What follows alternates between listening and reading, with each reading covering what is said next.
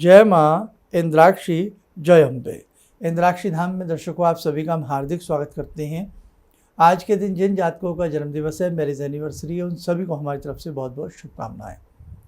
आज के इस खास कार्यक्रम में हम बताने वाले हैं भवन में नज़र दोष का होना। जिस घर में आप रहते हैं, क्या घर के ऊपर भी नज़र लग सकती है? तो ये सारी जानकारी आपको इस अंक में हम अच्छे से समझाने वाले हैं। तो आइए देर ना करते हुए हम कार्यक्रम को प्रारंभ करते हैं। सबसे पहली बात, क्या भवन को नज़र लगती है?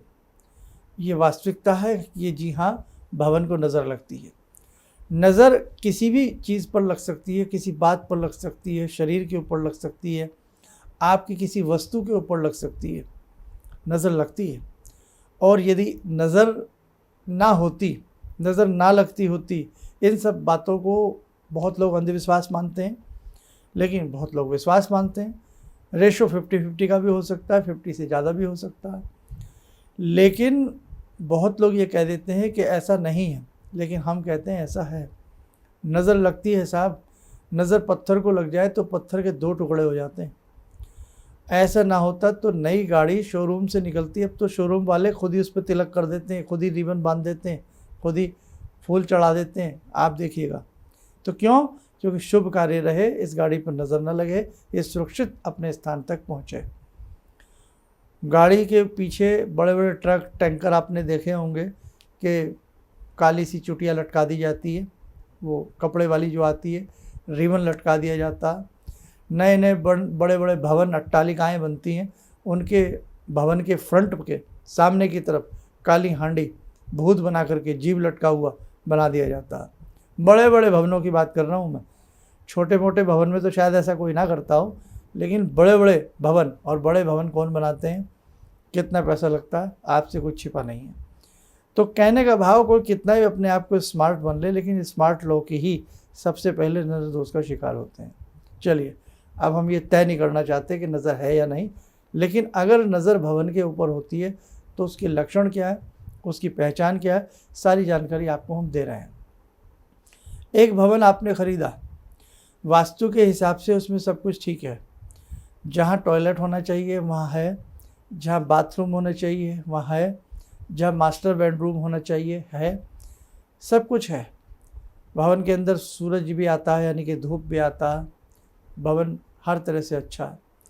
लेकिन अचानक कई बार ऐसा होता है कि सब कुछ अच्छा होने के बाद विपरीत होने लगता है। देखो, अगर किसी भवन में वास्तु दोष होगा तो वो फर्स्ट डे से ही आपके ऊपर लागू हो जाएगा। बड़ा वास्तु दोष कभी भी भवन में होगा तो आप जैसे ही उस भवन में रहने के लिए जाएंगे, वैसे ही आप मुश्किलों का शिकार हो जाएंगे, आप मुश्किलों में फंस जाएंगे। लेकिन कुछ जगह ऐसी होती हैं, कुछ स्थान ऐसे होते हैं, वो कई तो स्थान ऐसे जिनमें हमारी परिवार पीढ़ी दर पीढ़ी 200-200 साल से रह रहे हैं, 100-100 साल से रह रहे हैं। कई बार 25 साल से हम उस भवन में रह रहे हैं, कुछ भी नहीं था, सब कुछ आनंदित था, सब कुछ बढ़िया था। उसी में सब बच्चों की शादी हुई, विवाह हुए, काज हुए, मंगल कार्य हुए। लेकिन अचानक क्या हुआ कि साहब वहाँ पर सब कुछ उलट पुलट होने लगा। इसको क्या कहेंगे आप? इसको आप ग्रहों की चाल भी कहेंगे और इसको आप नज़र दोष भी कहेंगे। दोनों बातें ही सत्य है। कई बार किसी व्यक्ति की ऐसी नज़र लगती है किसी चीज़ के ऊपर कि वो चीज़ खराब हो जाती है। नज़र का मतलब क्या है? नज़र का मतलब है कि कोई व्यक्ति जब आपको देखता है, या आपके भवन को देखता है, या आपकी वस्तुओं को देखता है, उसके अंदर क्या फीलिंग है।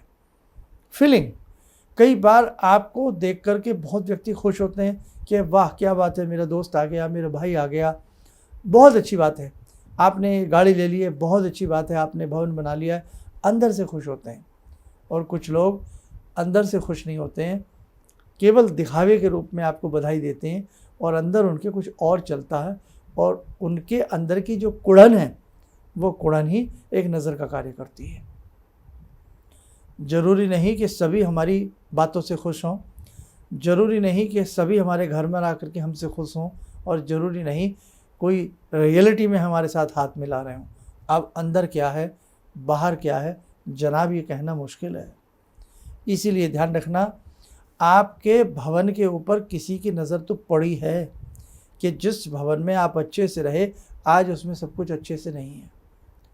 तो आपको ये तो तय हो गया कि आपके भवन में नज़र है, अच्छी खासी जॉब थी, छूट गई, अच्छा खासा पैसा कमा रहे थे, ख़राब हो गया, अच्छी खासी सेहत चल रही थी, ख़राब हो गई, अच्छी खासी सारे घर की व्यवस्था थी, डगमगा गई, घर के फर्श चटक गए, घर की वॉल वो चटक गई, घर में एक अंधकारपन आ गया, घर में एक मायूसी छा गई।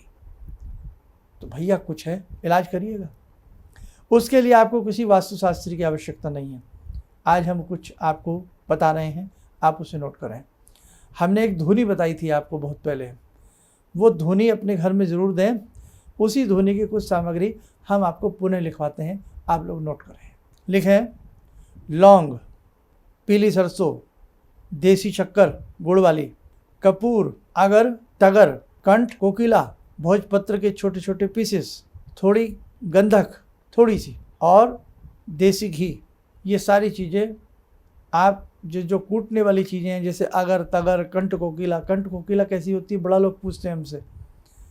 नीम की निमोली देखी है आपने? जैसी नीम की निमोली होती है, सूख करके ब्लैक सी हो जाती है, ऐसी ही बेटा कंठ कोकिला होती है।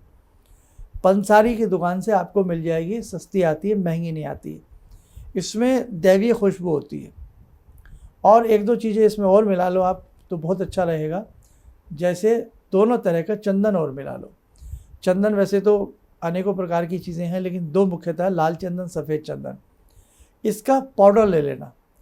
तो जैसे अगर है, तगर है, लौंग है और आपकी कंठ कोकिला है, इन सब चीज़ों को आप दरदरा सा कूट लो। बिल्कुल महीन चूर्ण नहीं बनाना, दरदरा सा सबको कूट लीजिए आप इमाम जस्ता में। उसके बाद जब कूट जावे तो गंधक वगैरह इसमें मिला लीजिएगा। गंधक का अनुपात बहुत थोड़ा लेना, बाकी सारी चीज़ें आप 25-25 रुपया की, 20-20 रुपया की ले सकते हैं। ठीक है। घी मिला करके नहीं रखना है, वो सुन लें आप। सफ़ेद चंदन का पाउडर सबसे ज़्यादा खुशबू वाला होता है। सफ़ेद चंदन में खुशबू होती है, लाल चंदन में खुशबू ना के बराबर होती है। हाँ, किसी जंगल का लाल चंदन भी हमने देखा बड़ा अच्छा होता है, लेकिन अमूमन लाल चंदन में खुशबू नहीं होती है, सफ़ेद चंदन में होती है। दोनों को अच्छे से कूट काट करके पाउडर के फॉर्म में आ गया सफ़ेद चंदन, लाल चंदन, सबको आपस में मिला लीजिएगा। एक कांच के जार में अच्छे से उसमें शक्कर वगैरह मिला करके रख लें। और कपूर जो है, कपूर चाहे उसी समय डाल लीजिए, नहीं तो उसी अनुपात के हिसाब से 20-25 रुपये का लेके वो भी उसमें मिक्स कर लीजिए। गाय की पाथी, गाय का कंडा होना चाहिए। गाय का कंडा जला लें। जब वो अध कचरा सा अच्छे से सुलग जावे तो गाय के कंडे के ऊपर आप ये समस्त सामग्री थोड़ी सी डालें और थोड़ा सा उसमें घी मेल्ट करके, पिघला करके उसके ऊपर घी डाल दें। थोड़ा कपूर चाहे हाथ से ही तोड़ के ऐसे डाल करके माचिस की तीली से उसको प्रज्वलित कर लें। सारे घर में उस धुनी को, कंडा बिल्कुल न जले, अधकचरा होना चाहिए थोड़ा। अधकचरे कंडे में हल्की हल्की अग्नि रहती है और धुआं भी रहता है हल्का सा, और उसे सारे घर में आप दे दीजिएगा। और जब धुनी आप दे रहे हों तब आप हनुमान चालीसा की 2 लाइनें जरूर पढ़ें। संकट कटे मिटे सब पीरा, जो सुमरे हनुमत बलबीरा। संकट कटे मिटे सब पीरा, जो सुमरे हनुमत बलबीरा। ये और गायत्री मंत्र। संध्या के समय यदि देते हैं तो केवल हनुमान जी की 2 लाइनें पढ़ें, हनुमान चालीसा की। और यदि प्रातःकाल ये धुनी देते हैं तो गायत्री मंत्र पहले पढ़ लें, फिर ये 2 लाइनें भी आप पढ़ लें। घर के अंदर से धुनी देना प्रारंभ करें और बाहर निकल करके कहीं भी कोई ऐसा बर्तन या कोई ऐसी चीज़ रख लें, कोई गमला वगैरह या कोई खाली मिट्टी का पात्र, उसमें वो छोड़ करके वहीं छोड़ दें उसे। और यदि जो लोग फ्लैट्स में रहते हैं, ऐसे उसमें रहते हैं कि भाई घर के बाहर हम कोई चीज़ नहीं रख सकते क्योंकि आजकल ऑब्जेक्शन हो जाता है, बात भी सही है, लोगों को लगता है पता नहीं हम क्या जादू टोना कर रहे हैं, तो उस स्थिति में घर के बाहर ना रखें। बस बाहर के मेन गेट तक अपना, जहाँ आप ऊपर रहते हैं या नीचे रहते हैं, उस गेट तक बस धुनी दे करके अपना वापस कहीं भी उसे किचन वगैरह में कहीं भी उसको रख दीजिए, धुनी होने दीजिए। थोड़ा सा कंडा जलाया करें। देसी गाय होनी चाहिए, ध्यान रखें, जर्सी गाय नहीं, देसी गाय का कंडा हो। और यदि बिन ब्याई गाय हो यानी कि बछिया हो तो सोने पर सुहागा। जो हमने शक्कर बताई है, शक्कर गुड़ वाली होनी चाहिए, ये आप ध्यान रखें। गाय का घरत मिल जाए तो और अच्छी बात है। सोने पर सुहागा, क्योंकि देसी चीज़ें ही अपना कार्य करती हैं, विलायती चीज़ें कार्य नहीं करती हैं, ये ध्यान रखना। और ये सारे अच्छे से दे दीजिएगा। अब कंडा जो जलता है, हमेशा ध्यान रखना, कंडे का जो धुआं होता है वो बहुत अच्छा होता है। कंडे का धुआं न पोल्यूशन में माना जाएगा, थोड़ा सा ही आपको करना है, और कंडे के धुएं से कोई आँखों में भी जलन, कोई प्रॉब्लम नहीं आती है। गांव में आज भी, या पहले आपने देखा हो आज भी हैं, जो कंडे होते हैं जिसे हाला कहते हैं देसी भाषा में, जहाँ दूध की हांडी रखी जाती थी जिसमें, तो इस प्रकार से कंडों की व्यवस्था की जाती थी कि वो आँच, विश्व की कोई अग्नि ऐसी नहीं बनी जो कंडों की अग्नि हुआ करती थी, कि साहब इस प्रकार से दूध भी गर्म हो जाएगा, दूध निकलेगा भी नहीं, आग ज़्यादा जलेगी भी नहीं, धीरे धीरे सुलगते सुलगते सुलगते सुलगते सुलगते सुलगते वो कंडा शाम तक राख बनता है। ये अद्भुत साइंस है भारत की, ये हकीकत है, और उसका धुआं किसी को भी नुकसान नहीं करता।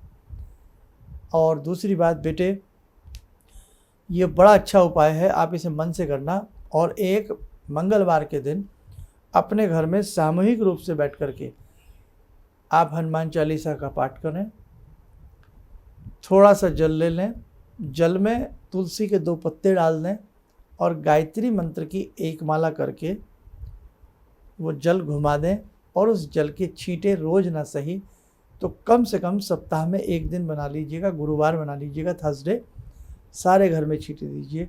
आपके घर की नज़र दोष, हम आपको पूर्ण दिल से विश्वास दिलाते हैं, निकल जाएगा। इसके बाद भी यदि आपको कामयाबी नहीं मिलती 1% कह रहा हूँ, तब आप किसी फिर मर्मज्ञ को एक बार अपने घर का वास्तु भी चेक करा लें, नहीं तो वैसे इसी से काम बन जाएगा। और एक चीज़ और आप किया करें, वो प्रतिदिन कर सकते हैं, दुर्गा कवच जरूर किया करें। दुर्गा कवच पढ़ने से अंतिम लाइनों में जाइए, मेरे भवन की, मेरे पुत्रों की, मेरी भार्या की भगवती जगदम्बा रक्षा करें, तो बहुत अच्छा है। तो इसलिए बेटा छोटे छोटे उपाय हैं, यदि हम स्वयं भी करेंगे ना, लाभ मिलेगा। किसी गंडा, ताबीज़, जादू, टोना में आपको नहीं पड़ना है, कहीं किसी बात के चक्कर में नहीं आना है। अपने जीते स्वर्ग है, अपने जीते नरक है, ये आप मानते हैं ना इस बात को? अपने जीते हार है, अपने जीते जीत है। तो इसलिए भैया खुद करिए, अपने आप करिएगा, आपको लाभ दे। और वैसे भी जो धुनी मैंने बताई है ना, आम रूप में भी यदि इस धुनी को आप अपने घर में देंगे तो आपके घर का वास्तु दोष भी बैलेंस रहता है, और नज़र दोष भी नहीं लगता है। और इसके लक्षण क्या क्या होते हैं, पहचान मैंने आपको शुरू में बता दी कि घर में ऐसे ही सी उत्पात होने लगता है, ऐसी दिक्कतें अचानक आने लगती है। जिस घर में हम फल फूल रहे थे उसी घर में सब कुछ खराब होने लगता है। इसका मतलब डेफिनेटली कोई बुरी नज़र, बैड आई हमारे घर पे लगी है। आइए जगत जननी से जुड़ते हैं, आपके घर की समस्त वास्तु दोष जो हों वो भगवती की कृपा से दूर हों, और भगवती की असीम कृपा आपको प्राप्त हो। ॐ सिन्दूरारुणविग्रहां त्रिनयनां माणिक्यमूलस्फुरात् स्तारानायकशेखरं स्मितमुखी भापेन वाक्षोरुवां पाणिभ्यामलपूर्णरत्नचषकां रत्नोत्परां बिभ्रति सौम्यां रत्नगटस्थरक्तचरणां ध्यायेत् पराम् अम्बिकां खड्गं चक्रगदेषु चापपरिगान् शूलम्बुशुण्डिं शिरा शङ्खं समदधतीं करे स्त्रीनयनां सर्वाङ्गभूषावृतां नीलासमद्युतिमास्य पाददशकां सेवे महाकालिकां यामास्तो स्वपितैहरो कमलजो हन्तुं मधुं कैटवम् विद्युद्दामसमप्रभां मृगपते स्कन्दस्थितां भीषणां कन्या विहकरवालखेटविलसा धस्ताविरासेवितां हस्तेश्चक्रगदाशिखेटविशिखां चापं गुणं तर्जनीं विप्राणामलिलात्मिकां शशिधरां दुर्गां त्रिनेत्रां भजे। कवच बना लें, ध्यान करें, जगत जननी का शुभ आशीष आप सबको प्राप्त हो रहा है।